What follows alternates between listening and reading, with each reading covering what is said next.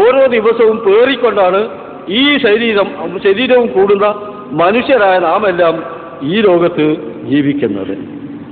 ഈ കാര്യം മറക്കാൻ പറ്റാത്ത ഒന്നാണ്, എപ്പോഴും ഓർമ്മ ഉണ്ടാകേണ്ടതാണ്. എങ്കിൽ നമുക്ക് വളരെ ഉപകാരം ചെയ്യുന്ന ഒരു യാഥാർത്ഥ്യമാണിത്. സംഭവിക്കുന്ന ഒരു കാര്യമാണ്, യാഥാർത്ഥ്യമാണ്, എന്തോ ഒരു കഥ പറയുകയല്ല. എനിക്കും നിങ്ങൾക്കും ഓരോ നിമിഷത്തിലും സംഭവിച്ചു കൊണ്ടിരിക്കുന്ന ഒരു യാഥാർത്ഥ്യമാണിത് എന്ന നിലയ്ക്ക് തന്നെ അത് മനസ്സിലാക്കണം. എന്നിട്ട് നിങ്ങൾ ആലോചിക്കണം, നിങ്ങളുടെ ഈ ആത്മാവിനെ എന്താണ് നിങ്ങൾ ചെയ്തുകൊണ്ടിരിക്കുന്നത്? നിങ്ങൾ അതിനെ വൃത്തികേടാക്കുന്നുണ്ടോ? ഖുർആന്റെ ഭാഷയിൽ ചളിയിൽ പൂഴ്ത്തുന്നുണ്ടോ? ദസ്സാഹ, മാലിന്യങ്ങളിൽ ചവിട്ടി താഴ്ത്തുക, അതാണോ നിങ്ങൾ ചെയ്യുന്നത്? അതല്ല, പാവനമാക്കി പരിശുദ്ധമാക്കി തെളിയിക്കുന്നുണ്ടോ? സക്കാഹ, എന്താണ് നിങ്ങൾ ചെയ്തുകൊണ്ടിരിക്കുന്നത് എന്ന് നിങ്ങൾ ആലോചിക്കണം. നിങ്ങൾ ആഗ്രഹിച്ചാലും ഇല്ലെങ്കിലും ആ സംഭവം അവിടെ നടക്കുന്നു. നിങ്ങൾ അറിയുന്നില്ലല്ലോ, വാസ്തവത്തിൽ പലരും ഇങ്ങനെ ഒരു സംഭവം അവിടെ നടക്കുന്നുണ്ടെന്ന് അറിയുന്നില്ല. എന്നാലും സംഭവം അവിടെ നടക്കുന്നു. നിങ്ങൾ അറിഞ്ഞാലും ഇല്ലെങ്കിലും, നിങ്ങൾ ആഗ്രഹിച്ചാലും ഇല്ലെങ്കിലും, നിങ്ങൾ വേണമെന്ന് വെച്ചാലും ഇല്ലെങ്കിലും ഈ സംഭവം നടക്കുന്നു. നിങ്ങൾ ഈ ഭൂമിയിൽ ജീവിക്കുന്നുണ്ടോ? നിങ്ങൾ എന്തെങ്കിലും പ്രവർത്തിക്കുന്നുണ്ടോ? അതിൻ്റെ പ്രതിഫലനം അതിലുണ്ടാകും. നിങ്ങൾക്ക് അത് തടുക്കാൻ കഴിയില്ല, മാറ്റിവെക്കാൻ കഴിയില്ല. നിങ്ങളുടെ ആത്മാവിനെ നിങ്ങളുടെ പ്രവർത്തനങ്ങളുടെ അനന്തര ഫലങ്ങളിൽ നിന്ന്, ഈ രണ്ടാലൊരു പ്രതികരണത്തിൽ നിന്ന് മാറ്റിവെക്കാൻ നിങ്ങൾക്ക് സാധ്യമല്ല. അപ്പോൾ ഓരോ ദിവസവും നിങ്ങൾ ചെയ്തുകൊണ്ടിരിക്കുന്ന പണിയാണ്. നിങ്ങളുടെ കയ്യിൽ അള്ളാഹു ഒരു ആത്മാവിനെ തന്നിരിക്കുന്നു. ഈ ആത്മാവിനെ നിങ്ങൾ എങ്ങനെ രണ്ടിലൊന്ന് ചെയ്തുകൊണ്ടിരിക്കുന്നു? പലരും പല വിധത്തിലുമായി കുറെ കറുപ്പിക്കും, കുറെ വെളുപ്പിക്കും, കുറെ കറുപ്പും വെളുപ്പും, ഇങ്ങനെ കൂടി ആയിട്ടായിരിക്കും. ഏതായിരുന്നാലും കറുപ്പ് കൂടുതലായാൽ മ്ലേച്ഛമായി തീർന്ന്, വെളുപ്പാണ് കൂടുതലെങ്കിൽ പരിശുദ്ധമായി തീർന്ന്. താരതമ്യേന പൂർണ്ണമായ പരിശുദ്ധി എല്ലാവർക്കും ഒരുപോലെ ലഭിച്ചെന്ന് വരില്ല. എന്നാലും കൂടുതൽ അമൽ സാലിഹാണെങ്കിൽ, സൽക്കർമ്മങ്ങളാണെങ്കിൽ ആത്മാവ് പരിശുദ്ധമാകുന്നു. കൂടുതൽ മറ്റതാണെങ്കിലോ അതിൽ തകരാറുകൾ സംഭവിക്കുന്നു. ഇത് ഈ ലോകത്ത് ജീവിച്ച സകല മനുഷ്യർക്കും സംഭവിച്ചതാണ്. ആദം അലൈഹിസ്സലാമിന് സംഭവിച്ചതാണ്. ഇനി നമുക്കൊക്കെ സംഭവിച്ചുകൊണ്ടിരിക്കുന്നു. ഖിയാമത്ത് വരെ വരുന്ന എല്ലാ മനുഷ്യർക്കും സംഭവിച്ചുകൊണ്ടിരിക്കുന്നു. ഈ ആത്മാവുമായിട്ടാണ്, ഈ ആത്മാവിനെയും ശരീരത്തെയും ഒരു പ്രത്യേക രൂപത്തിൽ വേർപ്പെടുന്നതിനാണ് മരണം എന്ന് പറയുന്നത്. ശാസ്ത്രജ്ഞന്മാർ മരണത്തിന് എന്ത് വ്യാഖ്യാനം നൽകിയിരുന്നു? അള്ളാഹുവിന്റെ കിതാബും നബിയുടെ സുന്നത്തും മരണത്തിന് നൽകിയിട്ടുള്ള വ്യാഖ്യാനം, ഈ ആത്മാവും ശരീരവും ഒരു നിശ്ചിത സമയത്തിൽ, നിർണയിക്കപ്പെട്ട സമയത്തിൽ അത് രണ്ടും ഇങ്ങോട്ട് വേർപ്പെടുത്തുക, ഇതിനാണ് ഇസ്ലാമിന്റെ ഭാഷയിൽ മരണം എന്ന് പറയുന്നത്. ഇത് തീർച്ചയായിട്ടും എനിക്ക് നിങ്ങൾക്കും ഇന്നോ നാളെയോ സംഭവിക്കാൻ പോകുന്നതാണ്. ലോകത്തുള്ള സകലരും മരിച്ചുപോയി. നമ്മളൊക്കെ മരിക്കും, സംശയമില്ല. എനിക്കും നിങ്ങൾക്കും സംഭവിക്കാൻ പോകുന്നതാണ്. അവിടെയാണ് ഇനി നമുക്ക് ചിന്തിക്കാനുള്ള ചില കാര്യങ്ങൾ. നിങ്ങൾ ഈ ഖത്തറിൽ വന്നു, ഇവിടെ ജോലി ചെയ്യുന്നു. ഇവിടെ നിങ്ങൾക്ക് നല്ല ശമ്പളം കിട്ടുന്നുണ്ട്. ഈ ശമ്പളമൊക്കെ വാങ്ങുന്നത് തെമ്മാടിത്തത്തിനും അക്രമങ്ങൾക്കും ഇവിടെ വിനിയോഗിക്കുന്നു. പോരാത്തതിന് നിങ്ങളുടെ സ്നേഹിതന്മാരിൽ നിന്ന് കഴിയുന്നത്ര കടം വാങ്ങി തിരിച്ചു കൊടുക്കാതെ അവരെ വഞ്ചിച്ച് ആ സംഖ്യയും മദ്യപിക്കാനും മറ്റ് തെമ്മാടിത്തങ്ങൾക്കും വേണ്ടി നിങ്ങൾ വിനിയോഗിക്കുന്നു. നിങ്ങളുടെ കഫീലിനെ നിങ്ങൾ വഞ്ചിക്കുന്നു. നിങ്ങളുടെ ഇവിടുത്തെ ഗവൺമെന്റിനെ കള്ളത്തരങ്ങൾ ചെയ്തുകൊണ്ട്, കളവ് നടത്തിക്കൊണ്ട് നിങ്ങൾ വഞ്ചിക്കുന്നു. അങ്ങനെ ഗവൺമെന്റും നിങ്ങളുടെ കഫീലും നിങ്ങളുടെ നാട്ടുകാരും നിങ്ങളുടെ സ്നേഹിതന്മാരും എല്ലാം നിങ്ങളെ വെറുക്കുന്നു. ഈ പഹയൻ ഇവിടെ നിന്ന് പോയി കിട്ടിയാൽ മതിയായിരുന്നു എന്ന് ആഗ്രഹിക്കുന്നു.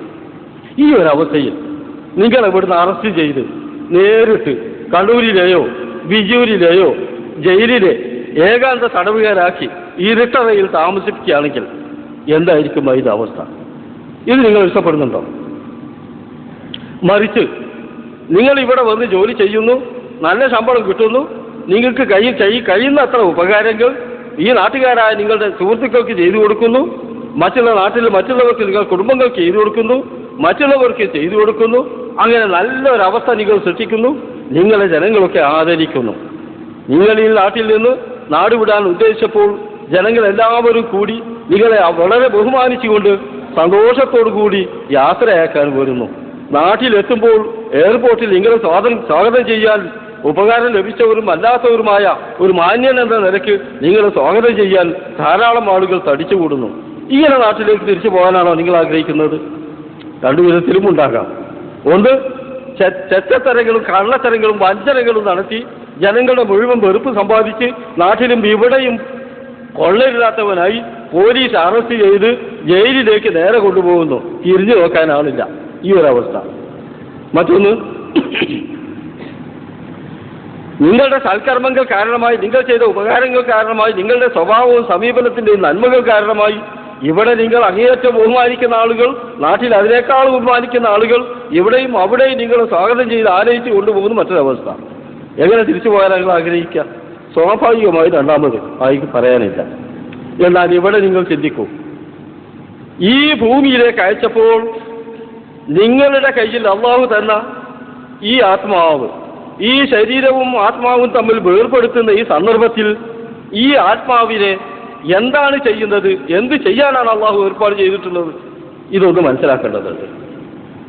നേരത്തെ പറഞ്ഞ പോലെ ആത്മാവിനെ നിങ്ങൾ മ്ലേച്ഛമാക്കി വെച്ചിട്ടുണ്ടെങ്കിൽ, ചളിയിലാഴ്ത്തിയിട്ടുണ്ടെങ്കിൽ, കറപ്പിച്ച് വെച്ചിട്ടുണ്ടെങ്കിൽ, അക്രമങ്ങളും തമാടിത്തങ്ങളും ദുഷ്കൃത്യങ്ങളും ചെയ്തുകൊണ്ട് അതിനെ വഷളാക്കി വെച്ചിട്ടുണ്ടെങ്കിൽ അതിൻ്റെ സ്ഥിതി, അതിനെ എന്ത് ചെയ്യുമെന്ന് ഇതിൽ അള്ളാഹു ചെയ്ത ഏർപ്പാടൊന്നും വേറെയാണ്.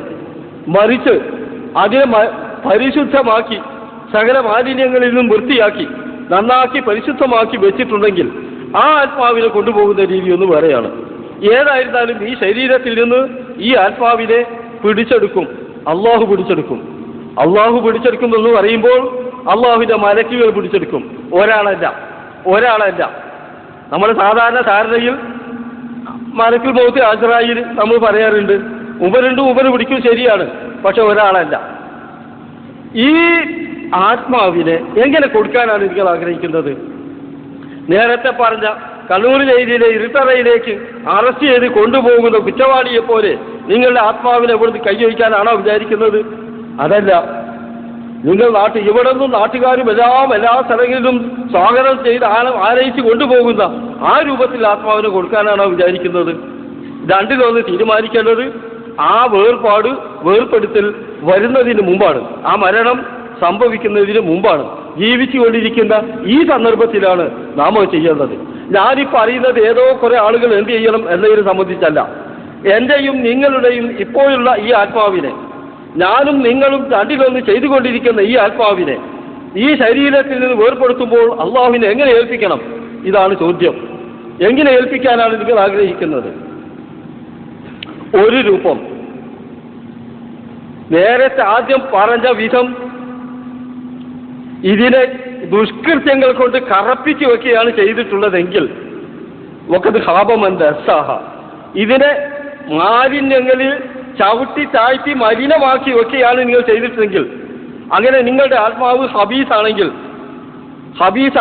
ഹദീസിന്റെ ഭാഷയിൽ, സുന്നത്തിന്റെ ഭാഷയിൽ നഫ്സുൽ ഹബീസയായ ഒരു ആത്മാവാണ് നിങ്ങൾ ഇവിടെ വളർത്തിയെടുത്തതെങ്കിൽ, ഏതായാലും നിങ്ങൾ വളർത്തിയെടുക്കുന്നു, അത് മറന്നു പോരുത്.